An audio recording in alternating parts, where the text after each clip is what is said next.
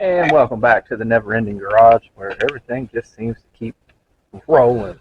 Uh, so, on today's project, we're trying to reattach all these coolant hoses to our radiator. We have since added in our condenser, our radiator, our electric fan, which is kind of hard to see down in there because of the sunlight. And we got our water pump and everything back on, but we still need to reattach some of our hoses. I did reattach the transmission cooler lines, the temperature sensor, the AC dryer, and overflow jug, and a couple other little things. But I need to get down in there and see if I can't reattach some of these hoses are going to be usable. Last thing I want to do is attach a bunch of hoses to the shop that don't have much life left to them. This appears to be the upper radiator hose, and it's in decent shape. It's not in bad shape. I think it will be reusable. So I got a hose clamp, and got a clamp here.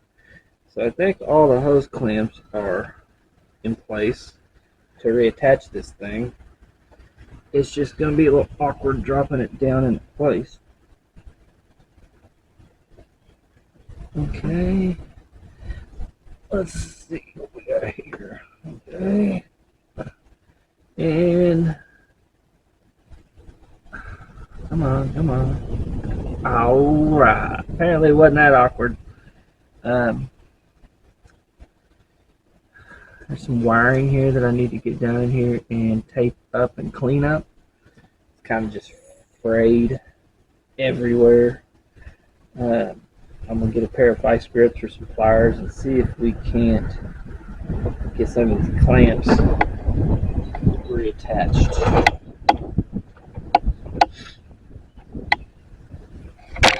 It's a wonderful day out here as long as you stay out of the sun. You stay in the sun and you're going to sweat your ass off pretty quick. We'll just see how long I can stand it, or my camera battery runs out first. Whichever one happens. So,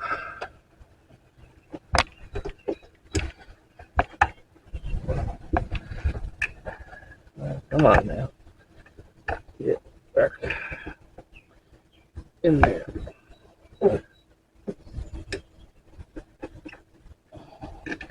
Alright, that clamps on.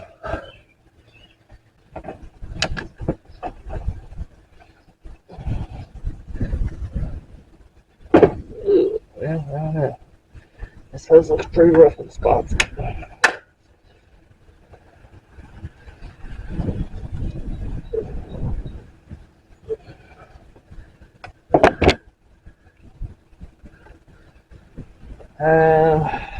Alright.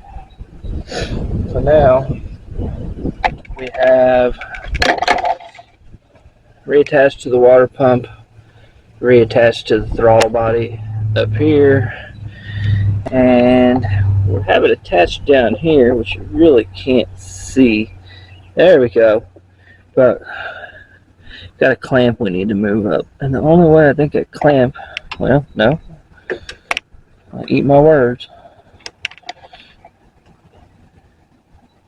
And tighten it up down here. So today's one of those days where I'll probably close the window in the garage, or close the doors, work on the Camaro and the air conditioning. I've got a few things that I can do to get caught back up on it. Feels like I've been spending more time out here. I don't know, I just kind of took the mentality of it would be better to try to finish one of these instead of this bouncing back and forth.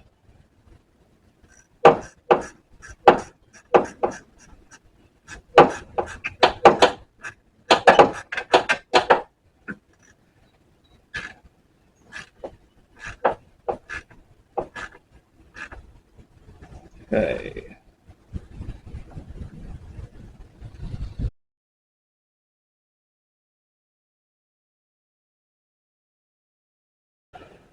Now here's the bottom view of the hose that we just reattached. Let's see if I can close that gap up a little bit. But the next hose is going to go here and attach up here. It don't look all that great. I may have to look into replacing that one. Well,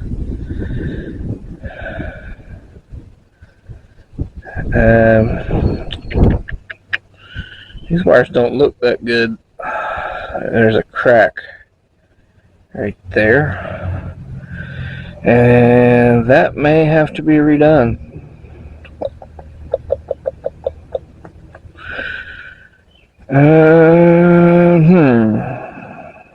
Soldering, just what I love to be doing. So let's look around here, see what else we can work on. We have reattached. We have put this hose in, and we're pretty much good there. This one would be next. Clamp over here needs to be tightened up. Yeah, it goes something like that. Still got kind of like barely just got a kink in it there. I don't know how, but I think that should probably run maybe behind that. I don't know. We may have to move some lines there too, just to see how they look. Now, hopefully, you can see what I'm doing over here. Well, there's one hose. Where'd the other hose go? Oh man, I left it up there. Oh well. Now this hose has seen better days. It's all wallered out looking at the end here. I'm just going to do some just quick test fitting, see if we can stand and maybe trim this line a little bit. Now it fits pretty snug. Ain't really worried about it. What I'm going to do is trim this back a little, probably to just about right here. Get rid of this frayed end. I need another clamp for the other side, and then this hose should be able to reattach without any problem. This hose, I think, would be better served if it was behind. It kind of wedged in here. Let's just pull it off. Well, I guess while we're down here, we know we need to move that line. This one, I'm thinking, let's just do a quick slide in here to see how this is going to look. Okay, I think if we take you, I'm going to get shit in my face, and connect you down here like so, then you will have to go up top, but I think that's how that one's going to go. We're getting there. Trimmed about an inch of hose that was perforated, falling apart, dry rotted off. The rest of the hose seems to be in pretty good shape. Now that clamp does look awful now that I think about it. So we're going to piece this back on here, tighten these clamps up, and then move on to the top side here, the ones we need to work on. So I see this is going to have to be twisty clip. Maybe.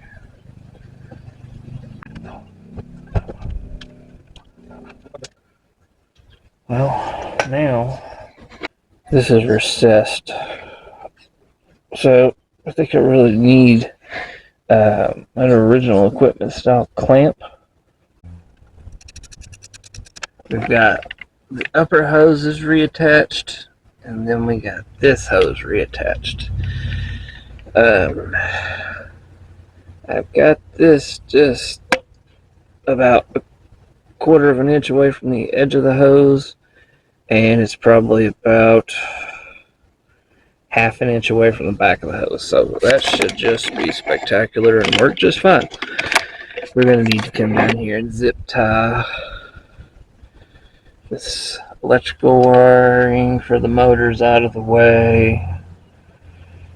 Then we need to go up top and undo that AC line and move this hose behind that hose. So gotta get up there to see where the top's gonna need to be when we reattach it to.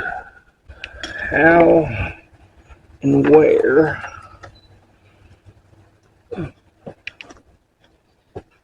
And flies are already out here causing me misery. Alright, so we messed up. Some of this stuff has to be moved around. So I think the first thing that would make the most sense is to unconnect this transmission cooler line, and then we can come up here and unconnect this AC line, the 2 line, maybe the return line. Either way, then we can move some of these hoses around and get everything attached where it's supposed to be.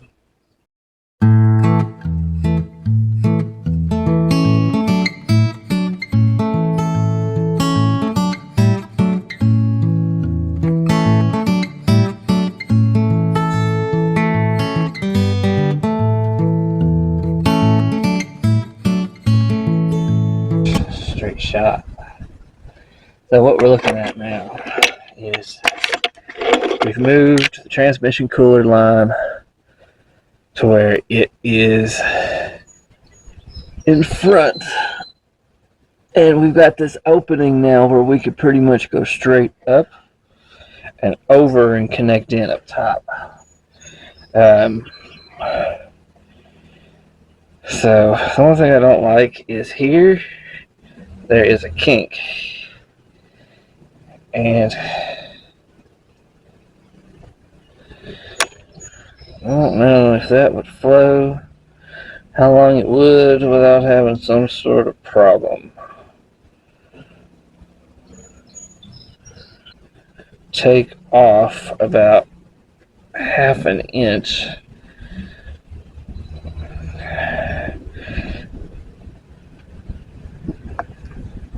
Okay. There's where it's kinking.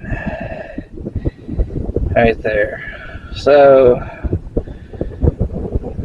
don't know. If we take off just about half an inch of hose here, that would scoot it on up a little bit more and put the kink down here. So maybe, for some reason, I may be totally overlooking something here, but this hose right here, I think it's a return line off of, or maybe it's a 2 line off the heater core. They had a hose extender or a connector here.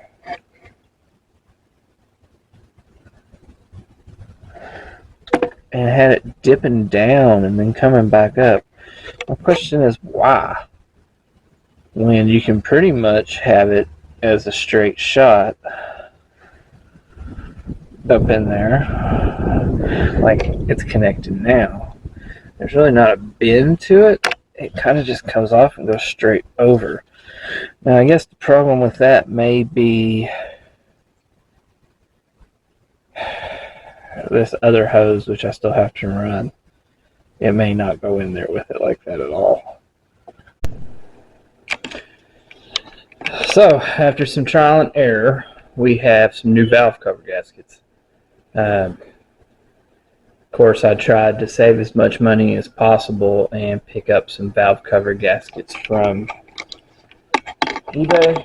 And yeah, I did save a lot of money, but I think for 2 sets of valve cover gaskets, it was like $22 shipped to my door. And of course, they came in a indiscreetly marked package and no brand name on them or anything. But to me, they look just like the Felpro ones that I have here in front of me. Except the problem is they were about an inch too short. So I'm guessing they were a 305 is what they were supposed to fit. I have no idea. I've never compared the gaskets together with one another. So, after a trip to my local AutoZone and spending $36 for one set of gaskets, I have the correct ones. So, I have cleaned out the inside of this Canton valve cover. The outsides need to be polished up. They're pretty nasty, but I'll work on that when they're on the car. I may end up regretting that. It may be easier just to polish them off the car, but at this point, I don't know. Just ready to move this project along. I've heard a lot of negative things about these valve covers, so we'll see. If they leak, then we may have to go back to the original ones. So what I've been hearing from everybody with these Canton valve covers is they've had to put some gasket maker underneath the valve cover gasket and some on, on both sides of the gasket, basically, to help stop leaks. I don't see why that is going to be such a problem, but I'll give it a shot. People have got more experience with these than I do. So, as much as I hate to use gasket maker on top of a rubber gasket, it seems really kind of counterproductive in my opinion. I think what we're going to do is just try to follow everybody else's advice. People have been there before. I haven't. I don't know everything, and who am I to tell somebody else that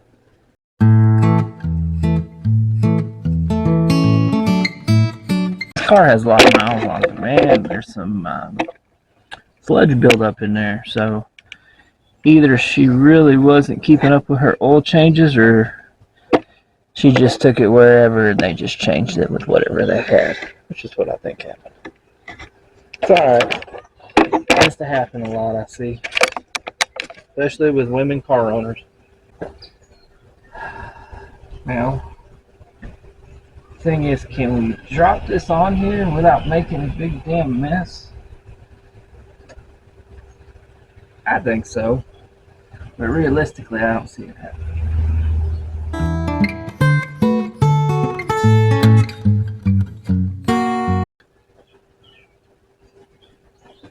Seems like we're hitting the dipstick tube, and I really don't want to have to resort to pulling the dipstick tube out of the way just to use these valve covers, which I hear nothing but negative stuff about.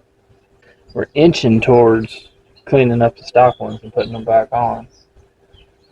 I don't know. I don't think she's going to happen. I think our dipstick tube got bent down a little bit when I raised up the motor to install the headers, so we may have a little bit of room to kind of get that back up out of the way. I don't know. Not looking very favorable.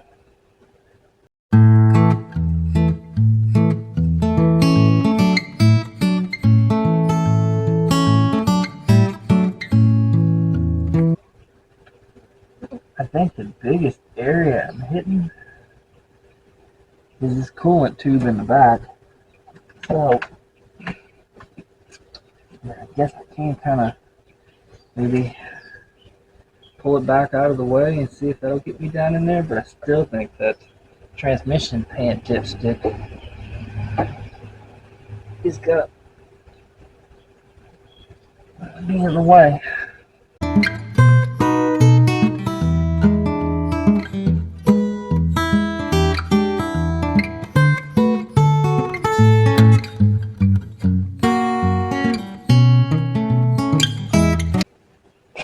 Well, I can say that I think I've established that on an automatic car, unless you pull the dipstick, they ain't going in. I don't even know if they're going in, to be honest. There's just not enough clearance with that transmission dipstick. What we're going to do is just clean the stock valve covers up and just replace them. Kind of disappointing. I mean, I didn't pay full price for those by any stretch of the imagination. And I hate to use the ones I bought for the Camaro because I just don't think those are going to clean up good enough to put on my Camaro. I mean, I want to use them. They look a heck of a lot better than what's under there, but getting to the point to where everything turns out to be one drawn out situation just to make one little bitty piece work. And all the time that I have to put into making that piece work just really isn't worth it to me. Unfortunate. But we've got two options. The way I see it is we can pull, like I said, the valve covers that I bought for the Camaro out and just see if they fit, how they look. I'll make that decision once we get that far, whether or not to use these on here, or I can just go get the pressure washer and clean up a stock set and throw them on. But that's going to be an all-day affair because they're going to have to dry. It's going to take 20 minutes to clean each one to where they're acceptable looking. And I don't know. Let me just see what I got. Okay. What we're deciding to do is not what I really think is the best idea, but I'm trying to pinch pennies to save dollars. So instead of, which would be the smart thing, would just be to go get one other valve cover gasket, since they apparently at AutoZone you can get one valve cover gasket and come back and fix the appropriate one. I'm going to go ahead and use these nice expensive valves. It means that I'm going to have to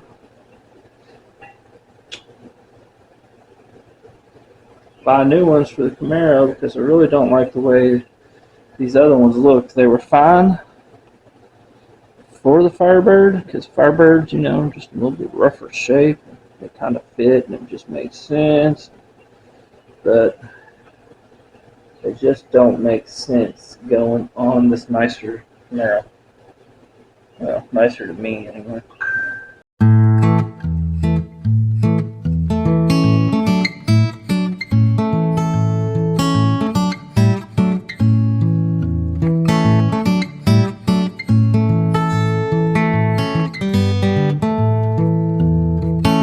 Now it is just hotter than hell out here today. So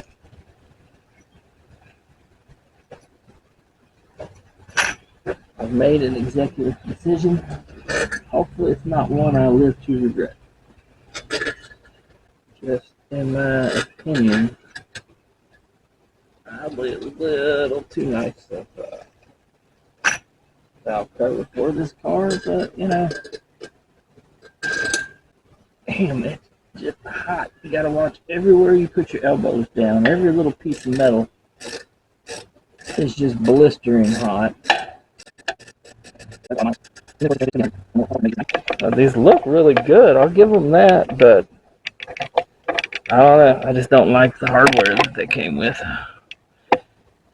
The sun is shining and of course there's fingerprints all over them and they're kind of dirty at the moment, but I think we'll polish them back up and just put maybe some Windex and paper towels to them just for starters. But I hate to say it, but the factory valve covers are probably going to be what we revert back to on both of these cars.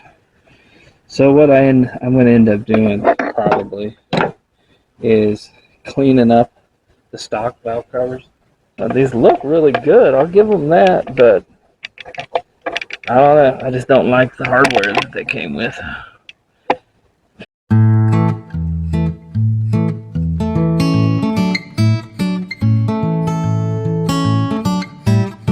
Of our little grommet. Get this to go in here. Ah, of course, not even supposed to fit. Oh, that's fine. Well, as it turns out, the Canton valve covers are not a great fit, especially if you have an automatic transmission. On the passenger side, they do not clear the dipstick tube. Now, I probably could have made it work, but I had already installed the long tubes, and they were kind of blocking me and getting in the way, and I really just didn't want to mess with it at that point in time, considering it was about 105 outside when I was making this video. So I ended up using the ones I had laying around for my Camaro, and they fit great. They look great. Haven't had any leaks or issues at all. The only thing I don't really like about them was the hardware. But so if you've made it this far along in the video, thank you. I'd like to take a minute to tell you, if you haven't already, please like and subscribe if you haven't already, and maybe share the video out to somebody who has about 26 minutes of their time to waste on a YouTube video. But thank you. I appreciate it, and thanks for being along for the ride.